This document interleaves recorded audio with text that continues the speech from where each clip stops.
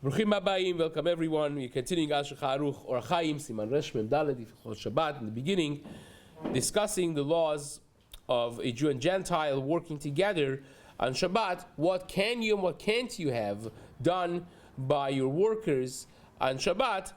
The Seif Bet of Shulchan Aruch and Daf Hey Amud Aleph of the regular prince of Mishnah Berura says, Lifsol ha'avalim v'ltaken ha'korot afilu bebeto shel eno Yehudi asur. If you have melechet, what we call melechet mechubar lekarka, if you have a job done by a Gentile in his house for you, generally speaking, that should be mutar because nobody knows, nobody cares.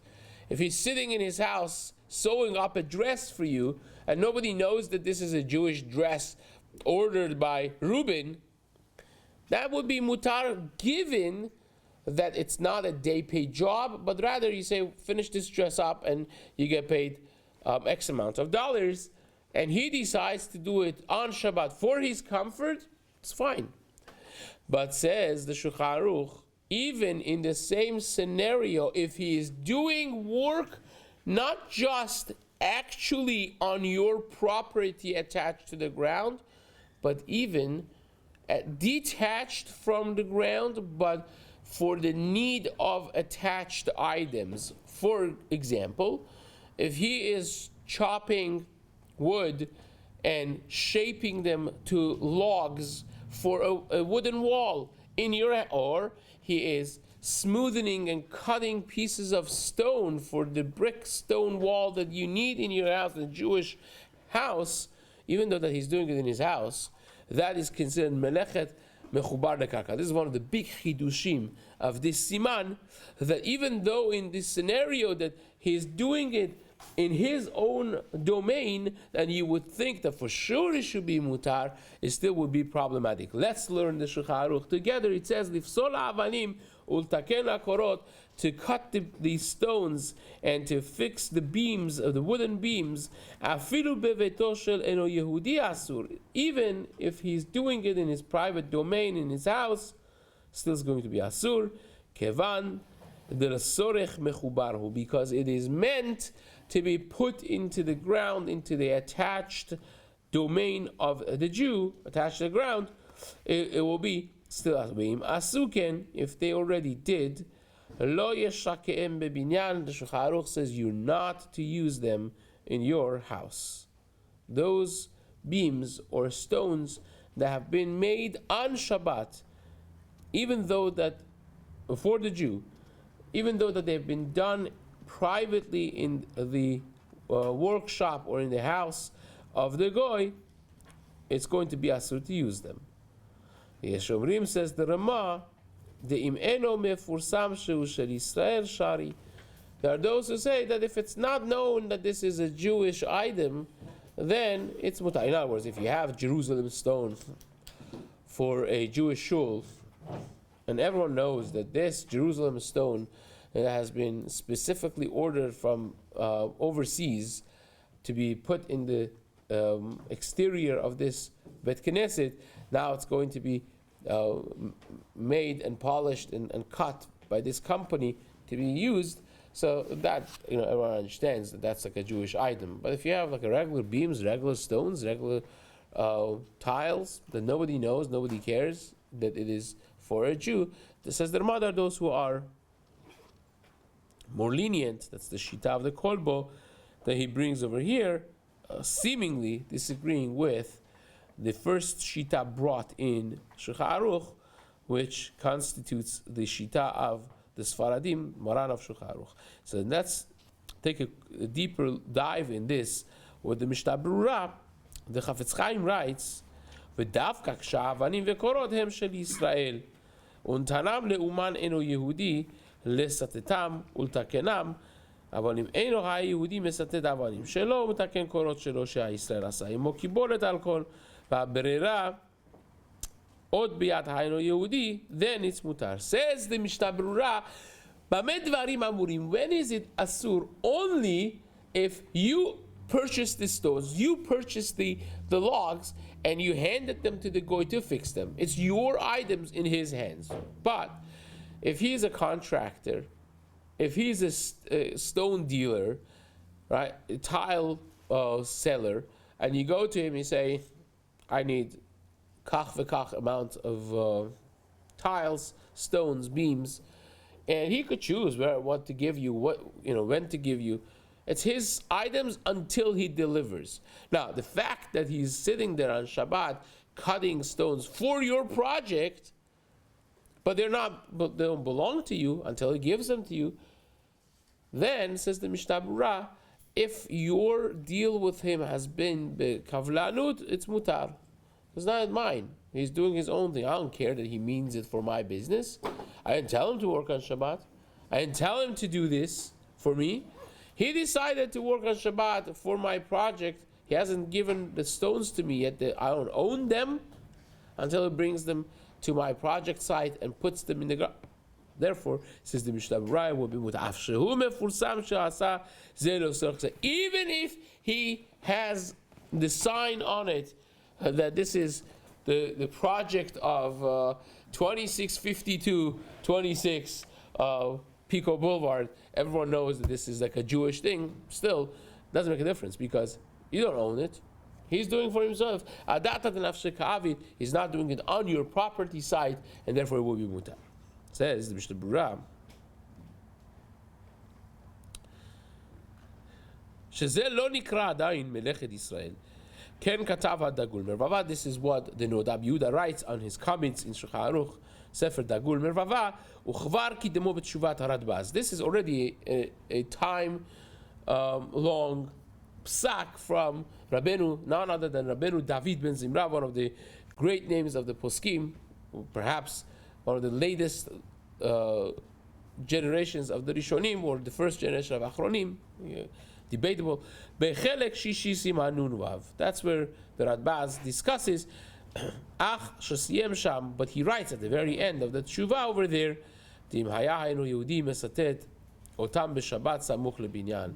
That if he is on site, kind of on site, he's right next to your property, doing this in public eye, and everyone sees that this is, even though he's not on your legal domain, but he's mamash next to your project, sitting and doing this, and everyone looks and says, oh, then that's a problem. It's not the proper thing to do, because that already gets back to our second issue that we have been discussing, which is marit ayin. It looks like you have hired somebody to do this on Shabbat for you, and that would be a problem. We don't want people to pass by and say, oh, Reuben hired this guy to fix his stones on Shabbat, because Shabbat is a day off for the workers, the Mexicans, whatnot. So therefore he has hired them to do it on Shabbat, and that would be marit ayin. Therefore, even though that you indeed did not hire them to work on Shabbat, you hired him to do the job b'kavlanut and get paid for a project, and he's deciding to do it on Shabbat, still you would have to stop him from doing it in that way, because it creates marit ayin. Now, what is this sorech mechubar business? Shulchan Aruch clearly says this is different than your regular case because it is to be put into the project that is mechubar lekarka, that's attached to the ground. Says the Mishnah Berura, kedel shake'am behabinyan al ken chashavu kemechubar. Because this is an extension of a building material, therefore Chazal considered it already mechubar lekarka, and therefore sarich limchot be'ado. You have to stop him if he does it. Even though that he's doing it in his house, you gave him these stones to fix, to cut, and now you hear that he's doing it on Shabbat in his house. Even though that he's doing it in his house, you have to go there and stop him from doing it. Given that, provided that it's betoch hatechum, afilu oser rachok ma'binan. Even though that he's doing it mamash in his workshop, in his house, still have to. If he's outside the tchum, however, is in a place that no Jew passes by, no Jew lives out, it's not within a tchum of any Jew, then it's mutar. Because this is not a meikar hadin problem. Technically, it should be mutar because it's kavlanut. It's only a marit ayin issue, and therefore marit ayin does not apply chutz latechum, outside the Jewish realm, outside the Jewish tchum. Ve'im asu ken. Well, let's wait for this until we get to further piece of the Mishnah Berura here. Now, the Ramah that says that there are those who are mekel, the lenient opinion of the Kolbo, yesh omrim kai akulhu, dehainu af mechubar gamur lo asru bekavlanut ela bistama. Even the Kolbo holds that even if he's building a wall, actually building a wall on your premises on Shabbat, then if it's bekavlanut and it's known that's bekavlanut, that would be mutar. The mistama Shem Yisrael nikra alav, aval beyadua lanu shenu mefursam habinyan al Shem Yisrael. If we know that nobody knows that this is a Jewish building, nobody knows. If no one knows that this is a Jewish building that is being worked on, then the Korbo would say, well, it would be mutar to do it even though that you're actually building the wall, provided that it has been done by kavlanut, that is a contract job, not necessarily a day paid or week paid job. You tell, fix this interior, fix this stucco, fix the drywall, and I'll pay you X amount of dollars. It's a project paid, not a day paid, and that would be a mutar. Lo asru bekibolet. The siyen harema hayeshomrim al stitut havanim mishum de binyan mamash en matzuize. The reason that the Ramah does not mention it in a building job is because it's very rare to have a project that nobody knows that this is a Jewish thing. You know, usually you people know, unless you're working completely outside the realm of Jewish life.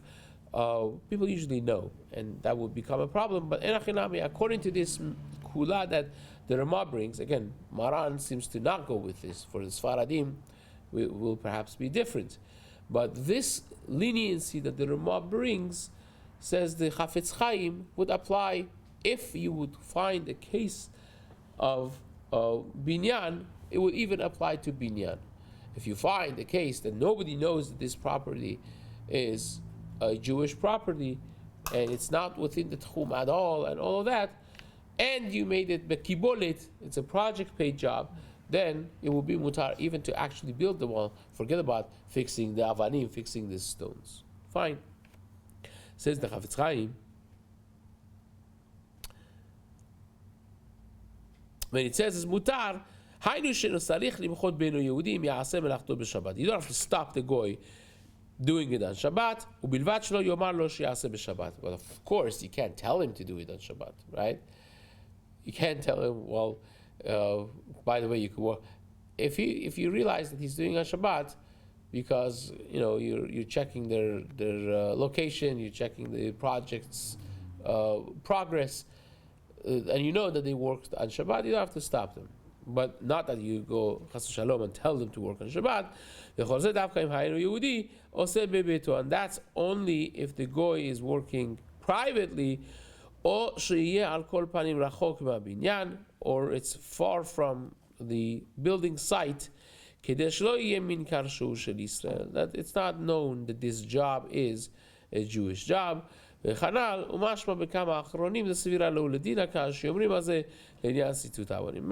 hold like this, when it comes to fixing the stones. Again, as we mentioned before, Maran Shulchan Aruch certainly is more stringent in this aspect. So a person should really ask. Again, we are discussing a lot of the nuances and discussing details of this very complex sugya, and at the least, the take-home message is to discuss this with a competent moreh hora'ah, those who are in building business, and flipping houses, construction, remodeling, and so on and so forth, development. They should be learning this sugya be'iyun. They should learn it in depth, and certainly be in touch constantly with a competent moreh hora'ah that could guide them through, navigate through difficult situations and complex scenarios. Fine. So that's as far as this Seif is concerned. We will start Seif Gimel as well in the few minutes that we have allowed. Im banu enam Yehudim leIsrael bait b'Shabbat b'Isur. Now, if the Goyim built a house on Shabbat for a Jew, what do you do? It was this house, the guy was not from, and you notice that this house was built, major parts of it were built on Shabbat for a Jew by the Goyim. Nachon lachmir shlo yikansu bo. It's proper to be mahmir, not to enter the house. Now, what does that mean? Now, the halachic requirement would certainly be Kadesh Yasu. In other words, if you remember when we touched on the Sugya of Bishul in the Siman Yud Chet, the first two Seifim, we discussed that when a Goy does something for a Jew, at the very least, you have to wait B'Chdesh Yasu.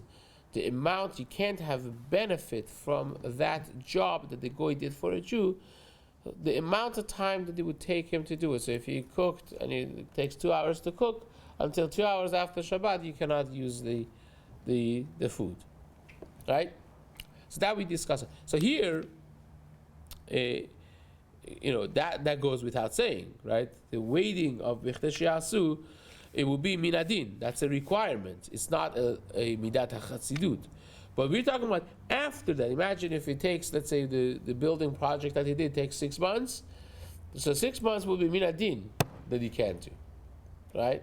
If the fastest to build this house would take 6 months, so 6 months would be minadin that he can't use. By definition, the majority of the house was not built on Shabbat, and the majority of the 6 months were not Shabbat, so they were mutar.